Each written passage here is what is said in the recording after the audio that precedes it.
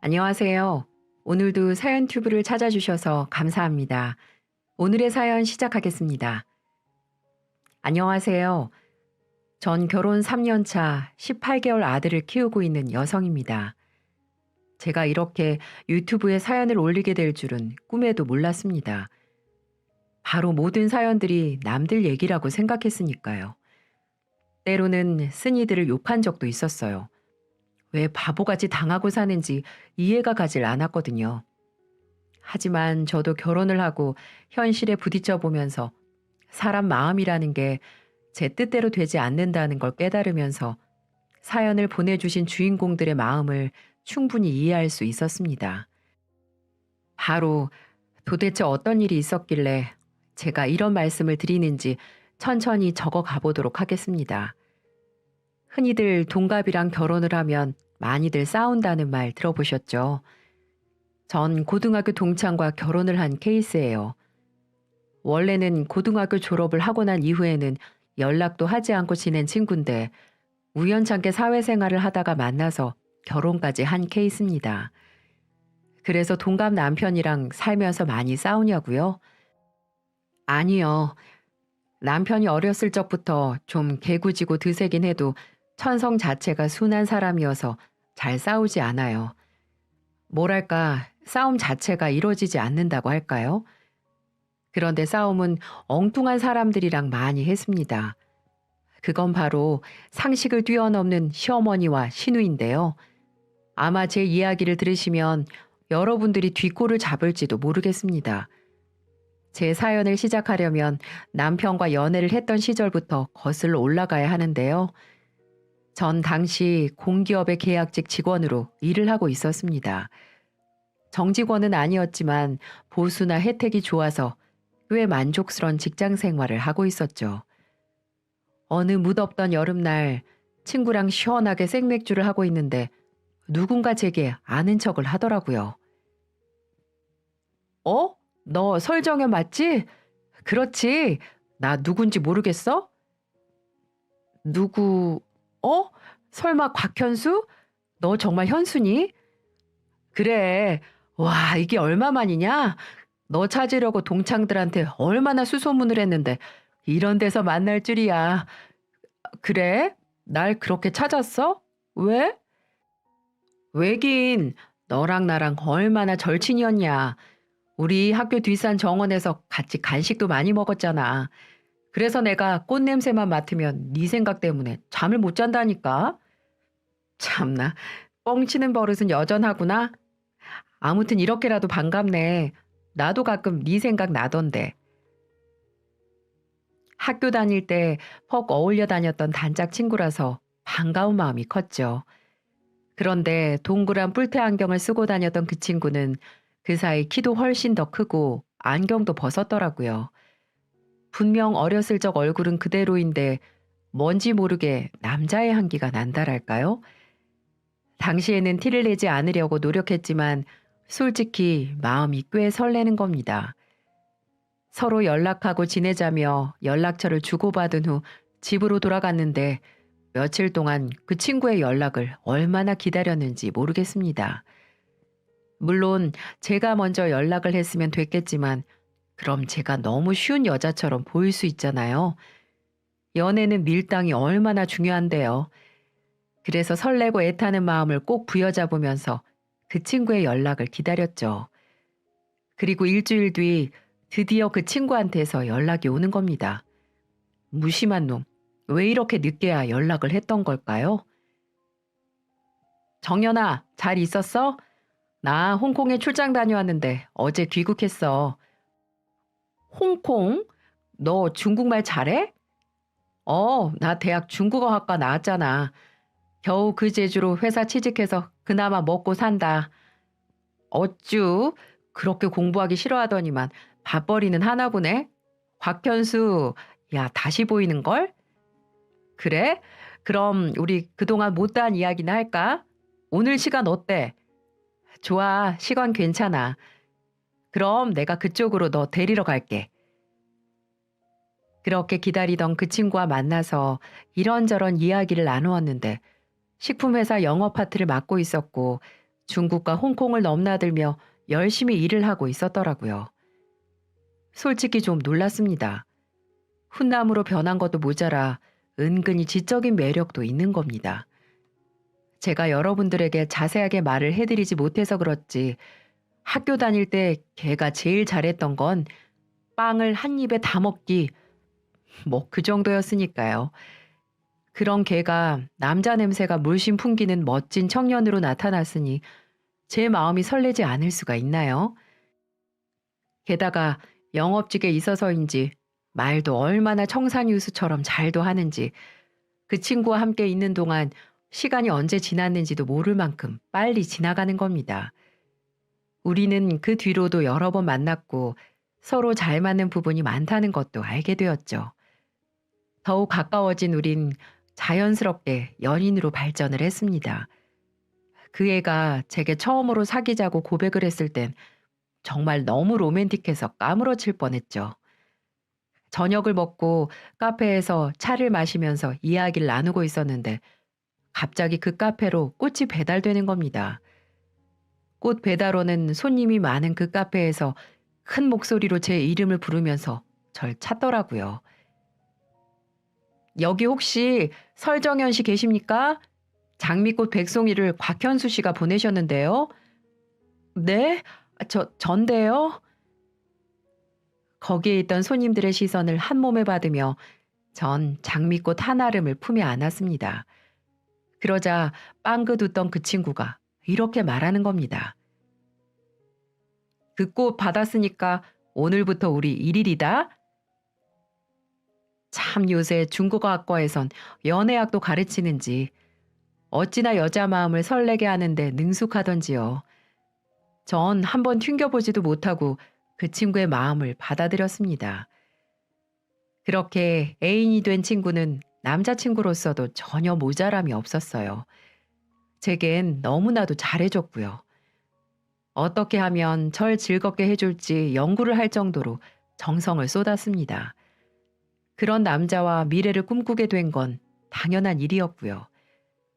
우리 두 사람은 1년 만에 결혼을 약속했고 그 다음에 결혼에 성공했습니다. 사실 결혼까지 가는데 문제가 전혀 없던 건 아니었어요. 결혼이라는 게 우리 두 사람의 마음만으로는 끝나는 게 아니니까요. 경제적인 문제가 제 마음에 좀 걸렸죠. 결혼을 약속한 이후 남편이 집안 이야기를 꺼내더라고요. 그렇게 붙어 다녔던 학창 시절 때도 듣지 못했던 이야기였는데 은근히 충격적이었습니다.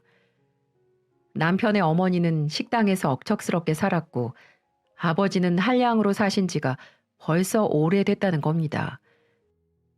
뿐만 아니라 예비 시아버님이 술과 도박으로 집안 기둥을 여러 번 뽑아드셔서 집안 형편이 말이 아니라는 거였죠. 남편이 벌어온 돈은 거의 대부분 집안 빚을 갚는 데 쓰였고 그 덕분에 남편이 모아놓은 돈은 거의 없다시피 한 상황이었죠. 물론 예비시댁에서도 아들 결혼을 시킬 능력은 한참이다 모자랐고요. 우리 두 사람 모두 직장을 다니니까 먹고 사는 문제가 대수겠습니까? 하지만 진짜 문제는 신혼집을 마련하는 일과 결혼 후에도 시댁에 들어갈 수 있는 지원들이 문제였죠. 하지만 남편은 그 부분에 대해선 단호하게 선을 그었습니다. 정연아, 그건 정말 걱정하지 않아도 돼. 나 그동안 집안 빚 갚아주느라 허리가 다 휠 정도였어. 이제 나도 할 도리는 다 했다고 생각하고 부모님들도 인정하고 계셔. 이제 나도 결혼을 하면 책임져야 할 가정이 있는 가장이잖아. 내가 번 돈은 당연히 네가 관리를 해야지. 이제 우리 집에다 들어가는 돈은 없을 거야. 내가 약속할게. 남편이 그렇게 말은 했지만 돈이 거짓말을 하는 거지 사람이 거짓말을 하는 거겠습니까? 형편이 아주 어려운 시댁이라는 점은 제 고민을 깊게 만들기에 충분했죠. 몇 날 며칠을 고민했는지 모르겠어요. 제가 하도 고민을 하니까 친정엄마가 이렇게 말해주시더군요. 나도 솔직히 형편 어려운 사돈댁 마음에 들지 않아. 그런데 그게 어디 곽서방 잘못은 아니잖니. 곽서방이 결혼을 하는 순간부터는 그런 일 없다고 약속하니까 어디 한번 믿어보자꾸나. 그리고 너희들 신혼집은 내가 도와줄 생각이다. 엄마가? 그래. 너도 모아놓은 돈 뻔한데 어떻게 마련하려고 해? 네가 대출 받는다고 해도 한참이나 모자랄걸? 나도 내 귀한 딸 고생하는 거 보고 싶지 않아서 그래. 나머지는 엄마가 해줄 테니까 그걸로 깨끗한 아파트 하나 마련하자. 엄마, 그렇게 감동할 필요 없어. 그냥 공짜로 주는 거 아니고 엄연히 빌려주는 거야. 나중에 꼭 갚아야 한다. 알았지? 고마워, 엄마. 귀한 딸만 채가고 여러모로 부족한 사윗감을 골랐는데도 엄마는 절 믿고 지원해 주셨습니다. 그러니 제가 얼마나 감동을 받았겠어요. 저는 신혼집을 마련하기 위해 대출을 받았고 모자란 부분은 엄마의 도움을 받았습니다. 그렇게 제 명의로 된 신혼집 마련에 성공할 수 있었죠. 남편도 그런 장모님의 도움에 크게 감사했습니다. 어렵게 시작한 만큼 우리는 정말 잘 살았습니다. 남편이 제게 약속한 것처럼 시댁에 들어갔던 지원은 일체 끊고 저에게 월급 통장을 맡겼죠. 뿐만 아니라 남편은 집안일도 적극적으로 나서서 했고 연애 때 못지않게 제게 잘해주었습니다. 여러모로 보나 100점짜리 남편이었어요. 신혼의 단꿈이라는 게 이런 거구나. 정말 꿈처럼 행복해하며 살았어요. 성실한 남편은 가정적이었고 오직 제 생각뿐이었죠. 조금 아쉬운 건 남편의 직업 특성상 해외 출장이 잦다는 점이었습니다. 남편이 출장을 갈 때면 마음이 허해지면서 그립기도 했지만 이런 애틋함이 있어야 또 부부 사이가 더 좋아지는 거 아니겠어요? 전 그렇게 생각하면서 행복한 결혼 생활을 만끽하고 있었습니다. 그런데 하늘에서 예고도 없이 우리에게 덜컥 선물을 안겨주시는 게 아니겠어요? 바로 제 임신 소식에 남편은 뛸 듯이 기뻐했고 저 역시 우리 사이에 첫 아이가 태어난다는 게 믿어지지 않을 만큼 좋았습니다. 그런데 남편에게 여동생 하나가 있었거든요. 그러니까 제겐 시누이 되는 아가씨는 대기업을 다니고 있었는데요. 저보다 먼저 결혼을 한 아가씨는 직장 문제 때문에 한참이나 아이를 갖지 않다가 저와 비슷한 시기에 임신 소식을 전하더라고요. 저랑 출산 시기도 비슷한 아가씨는 인공수정을 통해서 쌍둥이를 임신한 상태였죠. 어쨌든 시어머니 입장에선 손주를 한꺼번에 셋이나 보게 됐으니 입이 해벌쭉 벌어질 수밖에 없었습니다. 저도 이제 시댁에도 복이 넘치는구나 라고만 생각하며 기쁜 마음으로 시누이의 임신을 축하했습니다. 하지만 그 일이 제게 불행으로 닥쳐올 줄은 꿈에도 몰랐네요. 우리 첫 딸아이가 무사히 세상 밖으로 나오자 남편은 얼마나 울었는지 모르겠어요. 이런 예쁜 딸을 낳아줘서 너무나 고맙다며 눈물을 펑펑 쏟더라고요. 시어머니도 그런 손녀딸을 보면서 수고했다는 말씀을 하시는데 왠지 생각보다 덜 좋아하시는 느낌이었어요. 아마도 내심 손녀가 아닌 손자이길 바랬나 봅니다. 하지만 요즘 같은 세상에 딸아들 구분이 어디 있을까요? 지금은 좀 아쉬울지도 모르지만 손녀의 애교를 보다 보면 마음이 변할 거라고 생각했죠. 제가 출산을 하고 한 달 뒤 시누이도 건강한 사내아이 둘을 출산했습니다. 쌍둥이였죠. 저희 친정집과 신혼집 그리고 시댁과 시누이 집까지 우리는 모두 멀지 않은 곳에서 살고 있었거든요. 저는 시누이의 출산을 축하해 주려고 작은 선물을 준비해서 시누이 집에 찾아갔습니다. 그곳에 마침 시어머니도 함께 계시더군요. 정연이 왔니? 어서 이리 와서 네 시조카 얼굴들 좀 봐라.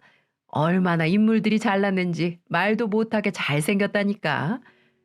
그래요? 네, 진짜 아가씨 닮아서인지 잘생겼네요. 그렇지? 아이고, 이 녀석들 더도 덜도 말고 건강하게만 자라다오. 입을 다물지 못하는 시어머니가 애들을 물고 빨고 하는데 그 모습을 가만히 보고 있자니 서운한 마음이 불쑥 드는 겁니다. 우리 딸아이가 태어났을 때 반응과는 사뭇 달랐거든요. 아무리 손녀보다 손자가 더 좋으시다지만 저 정도로 좋아하실지는 몰랐습니다. 좀 섭섭한 마음에 뼈 있는 한마디를 했죠. 어머님, 우리 예지 태어났을 때보다 훨씬 더 좋아하시는 것 같은데요. 우리 예지가 할머니 이러는 거 알면 좀 서운해하겠어요. 아유, 그럼 당연하지. 듬직한 손자가 둘이나 생겼는데 당연히 좋지. 예지 태어난 게 5등짜리 복권이면 이 두 손자 놈들은 1등짜리 복권에 당첨된 것 같은 기분이지. 그렇게 대놓고 말씀을 하시는데 솔직히 제 기분이 팍 상하는 겁니다. 5등 복권과 1등 복권이라뇨? 이건 너무한 거 아닙니까? 제 입이 삐죽 나온 걸 봤는지 시누이가 시어머니한테 핀잔을 주더라고요. 엄마는 올케 있는 데서 그런 말을 왜 해? 올케가 딸 낳고 싶어서 딸 낳았나? 엄마가 아들 좋아하는 건 알겠지만 너무 대놓고 그런 말 하면 실례지. 때리는 시어머니보다 말리는 시누이가 더 밉다고 하더니만 밉상도 그런 밉상이 없었습니다. 하지만 그 상황에서 저도 기분 나쁜 티를 낼 수도 없고 해서 그냥 멋쩍은 웃음으로 넘기고 말았네요. 하지만 서운한 제 마음 따위는 문제가 아니었습니다. 진짜 배기가 또아리를 틀고 절 기다리고 있다는 걸 전 조금도 눈치채지 못하고 있었죠. 시누이가 쌍둥이를 출산한 지 한 석 달쯤 지났을 때였을까요? 전 시어머니 입을 통해서 시누이의 뜻밖의 소식을 듣게 되었습니다. 시누이가 아직 젖도 떼지 못한 애들을 내버려 두고 직장에 복귀를 한다는 거였어요. 아니, 분명 육아휴직 제도가 잘 되어 있는 대기업에 다니는데 왜 그런 선택을 한 것인지 의아했습니다. 나중에 남편에게 들은 말로는 시누이가 육아휴직을 하는 동안 경쟁자들이 시누이의 자리를 빼앗을까봐 늘 불안했다는 겁니다. 그래서 아직 몸도 풀지 못한 채 직장으로 복귀한 것을 선택한 것이죠. 결국 시누이의 쌍둥이 육아는 고스란히 시어머니와 시아버지 몫으로 돌아가게 되었습니다. 그 때문에 어머님은 다니던 식당도 그만둬야 했고 할 일 없이 쏘다니는 걸 좋아하던 아버님은 꼼짝없이 육아노동에 발목을 잡히고 말았죠. 그렇대도 쌍둥이 육아가 어디 쉬운 일입니까? 때 되면 재워야죠, 먹여야죠, 기저귀 갈아야죠. 하루 종일 애들한테서 눈을 뗄 수가 없습니다. 젊은 부부들도 육아 때문에 지치고 힘들어하는데 나이 든 시부모님들이 애들 둘을 보는 건 결코 쉬운 일이 아니었습니다. 저도 우리 예쁜 딸 하나 키우는 것도 정말 만만치 않았거든요. 그러던 중 시어머니한테 긴급 호출이 오더라고요. 저보고 빨리 시댁으로 오라는 겁니다. 전 무슨 일이 있나 싶어서 예지를 들쳐업고는 얼른 시댁으로 갔습니다. 왜요? 어머니 무슨 일 있어요? 예, 너 혹시 시조카들 모유 수유 좀 해줄 수 있겠니? 네, 모유 수유를요? 갑자기 왜요? 아유, 말도 마라. 원래는 잘 먹던 분유를 통 먹지 않지 뭐냐. 내가 어디서 들었는데 그럴 땐 모유를 좀 먹이면 잘 먹는다고 그러던데 애들을 굶길 순 없으니까 네가 좀 도와주거라. 네? 하지만 아니 무슨 조선시대도 아니고 엄마가 없는 것도 아닌데 젖동량이 웬 말입니까? 애가 먹던 분유를 먹지 않으면 배가 덜 고팠거나 아니면 다른 문제가 있겠죠. 느닷없이 불러서는 모유 수유를 하라뇨. 이건 좀 아니다 싶었지만 하도 시어머니가 간곡히 부탁을 하고 애들이 배고프다고 칭얼거리니까 마음이 좀 쓰이더라고요. 고민 끝에 어쩔 수 없이 시조카들에게 모유 수유를 해줬습니다. 그런데요, 정말 쭉쭉 잘도 빨더라고요. 마치 이 맛있는 걸 왜 이제 줬냐는 듯 정신없이 빠는 겁니다. 배를 채웠으니 다행이긴 한데 제 기분은 별로 유쾌하지 못했습니다. 제 속도 모르는 시어머니는 손뼉까지 쳐가면서 좋아했죠. 거봐라, 내가 뭐랬니? 분명 모유를 잘 먹을 거라고 했지? 아휴, 이제 좀 한시름 놓겠구나. 그런데 이제 어쩌니? 이미 모유 수유 맛을 봤는데 애들이 분유를 먹으려고 할지 모르겠네. 말끝을 흐리는 시어머니의 말을 전 듣지 못한 척 굳이 외면했습니다. 또 이런 부탁을 할까봐 부담스러웠거든요. 하지만 시어머니의 육아 분담 요구는 그 정도가 점점 심해지기 시작했어요. 이유는 가지각색이었습니다. 어떤 때는 애가 잠을 자지 못하니 좀 재워달라. 또 어떤 때는 당신께서 몸이 아파서 병원에 다녀와야 하니 그때까지만 좀 봐달라. 아니면 무슨 기저귀가 필요한데 대신 좀 갈아달라 등등. 은근히 제게 육아 스트레스를 주시는 겁니다. 엉뚱하게도 남편이 아닌 시어머니가 제게 육아 스트레스를 주고 있는 셈이었죠. 처음에는 팔자에도 없는 육아를 하게 생긴 시어머니가 불쌍해서 도왔거든요. 그런데 호의로 시작한 일이 의무가 되어가니까 경계심이 딱 드는 겁니다. 결정적으로 그런 생각이 든 이유는 시어머니의 이 말 한마디 때문이었죠. 예, 정연아, 너 혹시 당분간이라도 시조카들 키울 생각 없니? 어차피 애를 키우고 있으니까 니들이 맡아서 키우면 예지 정서상으로도 도움이 되지 않겠어? 어머니, 농담으로라도 그런 말씀 마세요. 예지 하나 키우는 것도 얼마나 힘이 드는데요. 그 와중에 다른 집 애들까지 보라고요? 전 절대 못해요. 어머님이 그랬잖아요. 손녀보다 손자가 1등 복권 맞은 거라고 하셨잖아요. 그러니까 어머님이 잘 키우셔야죠. 뭐? 너 지금 나 비꼬는 거니? 내가 말은 그렇게 해도 예지를 얼마나 예뻐하는데, 그리고 어떻게 애들이 다른 집 애들이니? 시족하면 엄청 가까운 친척이지. 아무튼요, 전 이제 시조카들 육아에선 손 뗄게요. 자꾸 이런 걸로 절 부르시면 저 어머님 댁에 다시는 오지 않을 거예요. 뭐라고? 얘 말하는 거 좀 봐. 너 몇 번이나 도왔다고 그렇게 생색을 내니? 생색이 아니고요. 있는 그대로를 말씀드린 거예요. 어머니, 솔직히 육아 포기하고 회사를 선택한 건 아가씨잖아요. 제가 왜 아가씨의 선택 때문에 피해를 봐야 돼요? 분유값이 아니라 억만금을 준다고 해도 저 예지 하나한테만 집중하고 싶어요. 그러니까 어머니도 저한테 그런 부탁은 하지 않으셨으면 좋겠어요.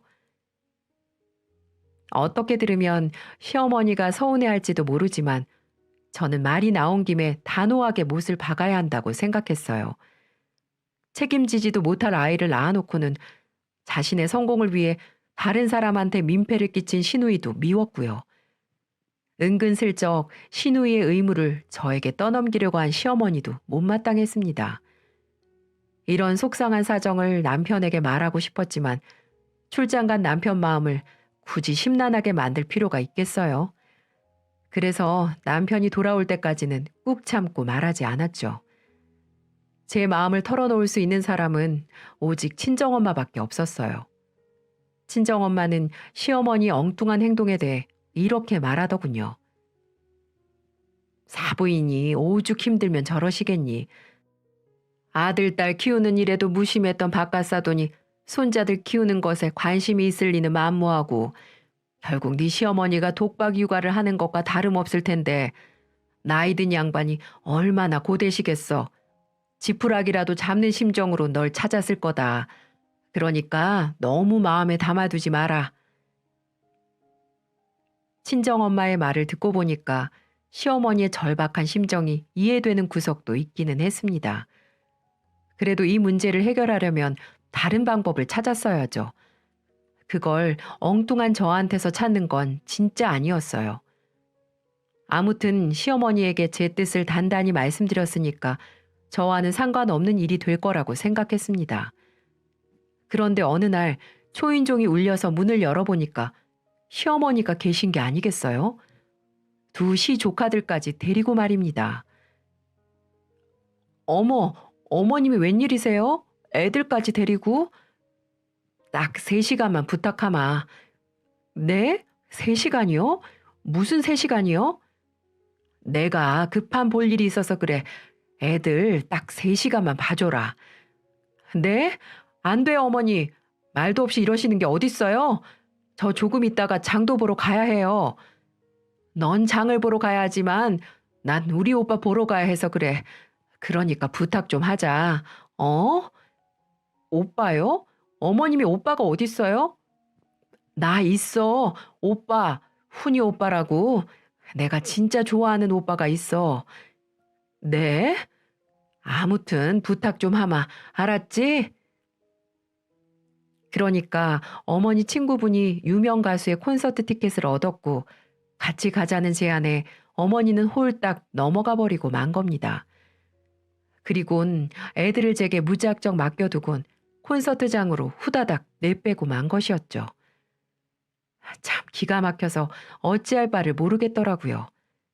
시어머니의 돌발 행동 덕분에 저 혼자 애들을 셋이나 보면서 진땀을 흘려야 했습니다. 그런데 3시간 있다가 돌아온다던 시어머니는 밤이 다 되도록 나타나질 않는 겁니다. 제가 전화를 걸어도 통 연락이 닿질 않았죠. 뒤늦게 나타난 시어머니는 태연하게도 콘서트에 갔다가 밥까지 먹느라 늦었다고 하면서 고맙다는 한마디가 없으시더라고요. 그래요. 그렇게 좋아하는 훈이 오빠 콘서트 보러 갈 수도 있죠. 며느리로서 그 정도도 못 해드린다고 한다면 진짜 말이 안 되죠. 하지만 일이라는 게 순서가 있잖아요. 양해나 부탁이 필요한 일은 상대방에게 거절을 당할까봐 무시할 수 있는 게 아니라는 얘기입니다. 하지만 시어머니는 그런 것 하나도 없이 애만 툭 맡겨놓고 도망가는 수준이었어요. 그러니 제 골머리가 썩을 수밖에요. 무엇보다도 중요한 건 이런 일이 잊을만 하면 또 생긴다는 거죠. 제 경고는 싸그리 무시하곤 시어머니 멋대로 행동하는 거였어요. 시어머니에겐 제 진심이 닿지 않았나 봅니다. 그렇다면 저도 달리 방법이 없었죠. 저는 그날부터 시어머니의 전화를 차단시켜 버렸어요. 문자에도 응답하지 않았고 어머니가 찾아오셔도 집에 없는 척 문을 열지 않았습니다. 그 방법이 좀 먹혔는지 시어머니가 애들을 저희 집에 맡기러 오시는 일은 사라졌습니다. 저는 그렇게 시어머니와 첩보전을 방불케 하는 눈치 게임을 하고 있었죠. 그런데 육아에서 탈출하고 싶은 마음이 강했던 시어머니는 전혀 예상하지 못한 방법을 쓰더라고요. 한동안 연락도 없고 찾아오시지 않으시기에 저는 포기를 했나 보다 안심을 하고 있었죠. 그런데 퇴근한 남편이 뜻밖의 말을 하는 겁니다. 오늘 낮에 엄마한테 전화가 왔어. 어? 어머님이 당신한테? 뭘 하시는데? 어머니가 디스크가 터져서 허리 수술을 좀 받으셔야 할 것 같아. 디스크? 그동안 애들 보다가 허리가 나만하질 않는 거지. 아무튼 다음 주 내내 수술을 해야 할 것 같은데 조카들은 어쩌지? 뭘 어째? 아가씨가 데리고 가야지. 그렇긴 한데 걔가 사정이 좀 있나 봐. 회사에 일이 많다나 어쩐다나. 그래서 당신한테 좀 봐줄 수 있냐고 묻던데. 아무래도 당신은 어렵겠지? 당연히 안 되지. 그리고 어머님이 디스크 수술을 받으시고 퇴원을 한다고 해도 곧바로 일상생활을 할 수 없을걸? 어차피 아가씨가 애들 데리고 키워야 해. 정 안 되면 보모를 구하던지. 그래, 그렇겠지? 전 대체 시누이가 무슨 생각을 하고 사는 건지 이해가 가질 않았어요. 아무리 회사 일이 중요하다지만 자기 자식보다 더 중요할까요? 애를 봐주던 시어머니가 부득이하게 애를 볼 수 없는 상황이 됐으면 자기 새끼 자기가 데리고 가는 게 맞잖아요. 그런데도 시누이는 회사 핑계를 대곤 남편을 통해 절 넌지시 떠보는 거였습니다. 저는 남편에게도 단단히 일러주었죠. 나 이제부터 절대 아가씨 애들한테 신경 끌 거니까 당신이 아가씨에게 확실히 말해야 돼. 시어머니든 아가씨든 나한테 애보라는 소리 절대 안 나오겠고 말이야. 알았지? 그래. 내가 확실히 말해둘 테니까 당신은 걱정하지 말고 예지한테나 신경 써. 남편이 그렇게까지 말을 하니까 전 불안한 마음을 좀 내려놓고 안심을 했죠. 그런데 시어머니가 수술을 앞두고 있다는 말이 괜히 신경이 쓰이더라고요. 그리고 혼자 계실 시아버지도 걱정이 됐고요. 전 밑반찬 몇 가지를 만들어서 시댁으로 갔습니다. 시어머니가 병원에 입원을 하셨으니 혼자 식사를 챙겨야 할 시아버지에게 드릴 마음이었죠. 그런데 이게 웬일입니까? 디스크가 터져서 병원에 입원을 했어야 할 시어머니가 마당에서 멀쩡히 빨래를 널고 있는 게 아니겠어요? 전 화들짝 놀라선 초인종도 누르지 못하고 조심스레 발길을 돌렸죠. 그런데 핸드폰 벨소리가 울리자 시어머니와 누군가가 통화를 하는 겁니다. 여보세요? 희수냐? 그래, 회사 일은 잘하고 있고? 그래, 잘했다. 뭐? 아, 그거? 아유, 말도 마라. 정연이 걔가 그렇게 독한지 나도 몰랐지 뭐냐. 시애미가 수술을 한다고 해도 시조카 보겠다는 소리는 절대 나오지 않더라니까. 그래, 네 오빠가 나한테 뭘 하는 줄 아니? 지 마누라 힘들게 하지 말라면서 그냥 육아 도우미 쓰라고 난리잖니. 아유, 정말 화가 나서 원. 아니, 어차피 애를 키우고 있는데 기왕 도와주면서 살면 좀 좋아? 내가 너랑 제주도 놀러 가려고 이런 거짓말까지 해야겠니? 가만 들어보니까 분명 제 이야기였습니다. 더욱 놀라운 건 시어머니가 디스크 수술을 한다는 건 제주도에 가기 위한 거짓말이었다는 거죠. 시누이까지 짝짝꿍을 해서는 저와 남편을 감쪽같이 속인 겁니다. 그리고 뒤를 이어 들려온 말은 더 가관이었죠. 육아 도우미를 쓰면 돈도 돈이지만 우리 귀한 손주들을 남의 손에 맡겨야 하는 거잖니. 그게 영 마음이 놓이지가 않아.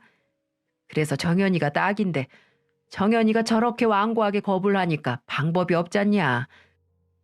그렇다고 애들을 데리고 제주도에 가자니 이래저래 신경이 또 쓰이고 말이야. 그냥 내가 애들 보고 있을 테니까 니들끼리 다녀오는 게 좋겠어. 그 말을 들으니 이제야 좀 아귀가 맞아 떨어집니다. 시누이 내외는 시부모를 모시고 제주도 여행을 계획했고 그동안 제게 육아를 맡길 심산이었던 거죠. 어머니가 디스크 수술을 받는다는 거짓말까지 하면서 말입니다. 시어머니가 수술을 한다고 하면 저도 어쩔 수 없이 애들을 봐줄 거라고 생각한 거죠.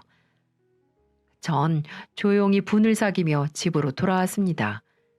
그리고 남편한테 이 모든 사실을 밝혔죠. 깜짝 놀란 남편이 화를 참지 못하고 길길이 날뛰더라고요. 어떻게 엄마와 여동생이 깜쪽같이 절 속일 수 있냐면서 엄마가 수술을 한다고 해서 자기가 얼마나 걱정을 많이 했는지 아냐며 분통을 터뜨렸죠.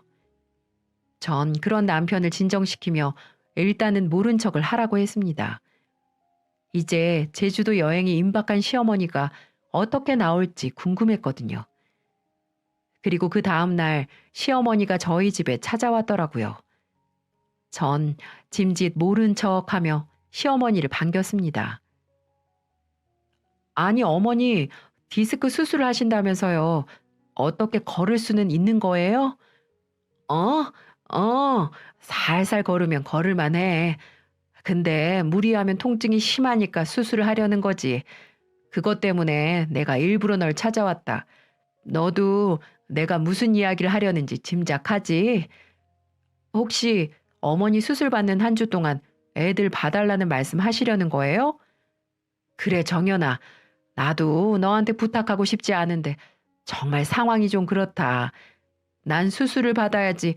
희수는 회사 세미나인가 뭔가 때문에 지방에 내려가야 하지.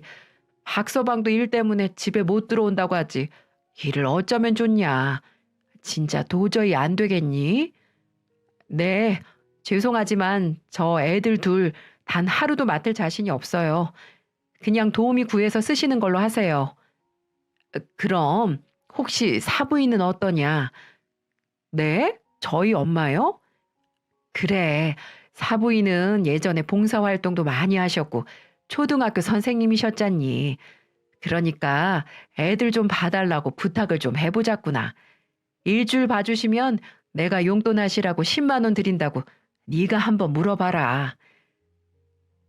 그 말을 듣는데 참 기가 막혀서 말이 나오질 않더라고요. 저희 친정엄마가 예전에 초등학교 교사를 하셨거든요. 그 경력이 젖먹이 애들 키우는 거랑 무슨 상관이 있습니까? 그리고 무슨 돈 10만 원을 큰 선심 쓰듯이 말하는 시어머니가 정말 불쌍하게 보일 정도였습니다. 그런데 시어머니는 안방에서 낮잠을 주무시던 친정엄마가 계신 줄은 까맣게 몰랐죠. 친정엄마가 조용히 방문을 열고 나타나자 시어머니가 깜짝 놀라더군요. 어머, 사부인께서 와 계셨어요? 아유, 전 그런 것도 모르고. 네, 사부인. 가깝게 살다 보니까 이렇게 딸의 집에 가끔 와서 점심 한 그릇 얻어먹고 가곤 합니다. 그런데 제가 사부인 하시는 말씀을 본의 아니게 듣게 됐는데요. 그러니까 저보고 사돈처녀 자식을 일주일 동안 봐달라는 거죠? 일주일에 10만 원 주시겠다는 거고요. 네, 맞습니다. 혹시 사돈께서 그렇게만 해주신다면 제가 수술 잘 받고 올 수 있을 것 같습니다. 어떻게 도와주실 수 있겠습니까? 그럼 이렇게 하시는 건 어떠세요? 어떻게 해요? 제가 사부인께 일주일 동안 20만 원 드릴 테니까 그냥 제주도 여행 포기하시고 손자들 보시면서 지내는 건 어떠세요? 네? 아니 그걸 어떻게... 사부인. 사부인은 엄연히 집안 어른이신데 그런 거짓말로 애들 힘들게 해서 되겠습니까? 참 제가 다 부끄럽습니다. 아니 그게 아니고 제가 디스크가 진짜 안 좋긴 하거든요. 지금도 허리가 안 좋아서 허리를 숙이고 있지 않습니까? 에휴, 그래도 끝까지 발뺌 하시는 겁니까? 부모라는 게 뭡니까? 자식들 다 건강하게 잘 살고 뒤에서 묵묵히 도와주고 응원해 주는 게 부모 아닙니까? 며느리도 어엿한 자식이나 마찬가지인데 왜 이렇게 차별을 하면서까지 힘들게 하는지 모르겠네요. 그렇게 안 봤는데 정말 실망입니다. 친정엄마에게 제대로 한 소리 들은 시어머니는 얼굴이 하얗게 질려서는 횡설수설하다가 황급히 도망가 버리더군요. 허리 아프시다는 양반이 어찌나 쏜살같이 달려가시는지 그 모습을 보고 제가 얼마나 통쾌했는지 모르실 겁니다. 사실 제가 친정엄마에게도 시어머니의 얄팍한 거짓말을 다 말해줬거든요. 엄마도 그런 시어머니를 보다 못해 일침을 날리신 거죠. 이 일로 시어머니의 제주도 여행은 무산이 됐습니다.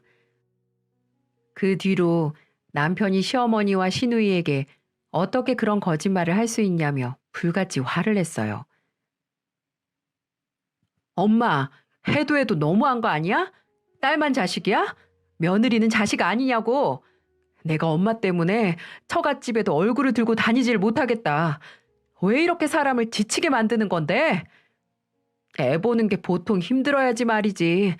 그래도 잠깐 도움 요청한 거 가지고 무슨 호들갑이냐? 장모님한테 10만 원 줄 테니 애 봐달라고 했다면서? 우리 장모님 안 그래도 매일같이 오셔서 집안일 해주시고 음식 해주시고 고생해주시는데 엄마 그 잘난 딸애들까지 부탁을 해야 되겠어? 내가 마지막으로 말하는데 한 번만 더 집사람이랑 장모님 힘들게 하면 나 엄마 다시는 안 볼 줄 알아.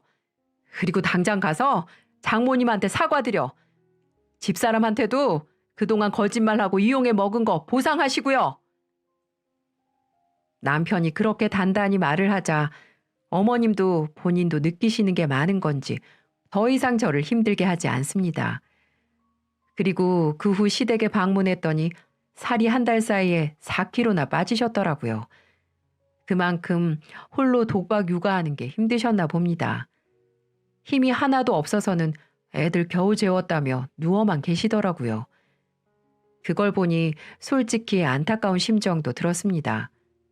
자식이 뭐라고 자식을 위해서 이렇게 희생을 하는 모습을 보며 이게 대한민국의 자화상이 아닌가 생각이 들더라고요. 왜 우리 어머님들 다 그렇잖아요. 자식을 위해서라면 물불 안 가리고 다 헌신하는 거. 지금도 시어머니는 육아 스트레스를 호소하며 울며 겨자 먹기로 육아에 전념을 하고 있습니다. 나중에 제가 들은 말인데요. 승진이 인생의 성공이라고 여기는 시누이는 육아를 대신해주는 시어머니에게 한 달에 150만 원씩 드리고 있었다네요. 처음에는 매달 돈을 준다고 하니 시작하는 일이었지만 다 늙어서 애를 본다는 게 보통 일이 아니라는 걸 직감했던 시어머니는 며느리인 제게 책임을 전가했던 거였어요. 나중에 돼서야 제게 진심으로 사과를 하긴 했습니다. 본인 생각이 짧았다면서 말이죠. 이게 진심인지 아니면 남편이 중간에서 역할을 잘해서 그런지는 모르겠지만 시어머니와 속에 있는 말들을 하며 그동안 서운했던 거, 서로 고쳐야 할 부분들 등을 허심탄회하게 말을 하니까 얼마나 시원했는지 몰라요. 어머니도 진심으로 저를 이해해 주려고 노력하셨고요.